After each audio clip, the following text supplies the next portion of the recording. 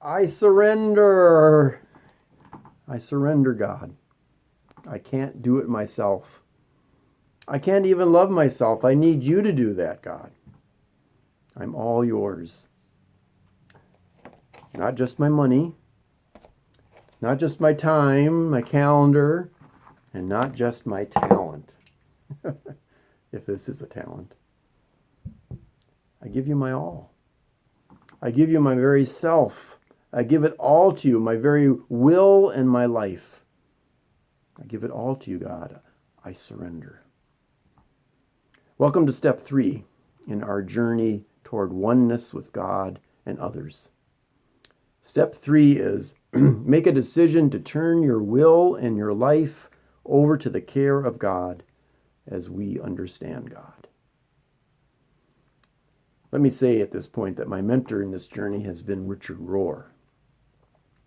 Surrender is a word that conjures up giving up, losing. But Jesus Christ turned that whole concept upside down. With Jesus, surrender is a decision that enfolds us into our loving God. It may feel like dying to that ego of ours, but is really an act of liberation. To surrender to God's love is really hard, and it can be a long journey because we are so attached to our own program for happiness, even though it always fails and leaves us wanting. We keep thinking that if only I do this or become that or associate myself with him or her, or if I get that, then I'll be happy.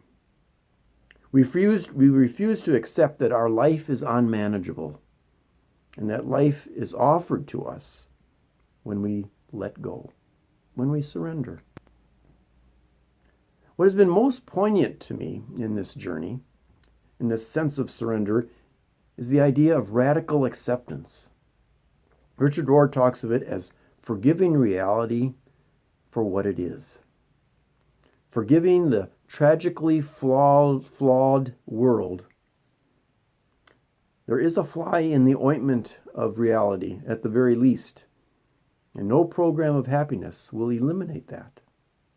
We will always fail. So accepting the reality for what it is, well, it's not the default mode for most all people, and certainly not me. The human tendency toward reality is to keep pushing or fighting or resisting or running away even from reality. But it's in accepting, forgiving reality for what it is that we begin to see that is in that struggle that we actually receive the amazing love of God. It is in the struggle with our brokenness and weakness that we surrender to God's love for us. And we find our joy, I would say, not happiness, but our joy in God's abundant love and life.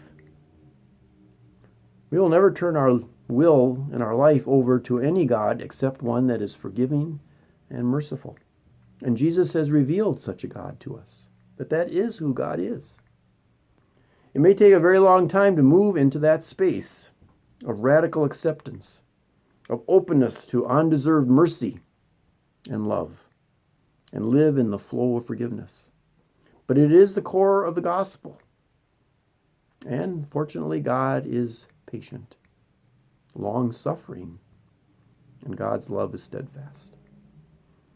As we contemplate the cross of Christ, that radical acceptance and forgiveness of us frees us and gives us the courage to have that same radical forgiveness for all of reality and all others, so that we are then free to enter into the amazing ocean of God's love. As a wave in the ocean, we stop trying to separate ourselves and fight against reality and to do our own thing. Instead, we surrender to the ocean and become who we are, moment by moment, particular and unique expressions of God's love. God's blessings on this third step toward oneness with God and with each other.